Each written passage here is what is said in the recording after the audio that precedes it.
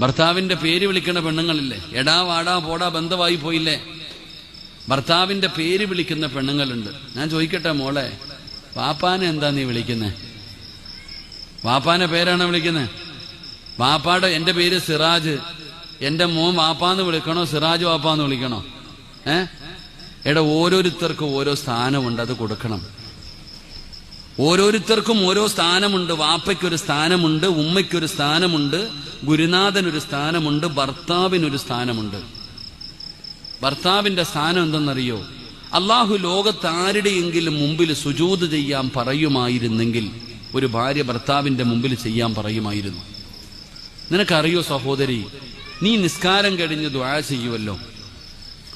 ഒരു ഭാര്യ, ഒരു പെണ്ണ് നിസ്കാരം കഴിഞ്ഞ് ദുആ ചെയ്യുമ്പോ ആ ചെയ്ത ദുആ സ്വീകരിക്കണമെങ്കിൽ ഒരു കാരണമുണ്ട്. നിങ്ങളൊക്കെ ചോദിക്കുന്നല്ലോ,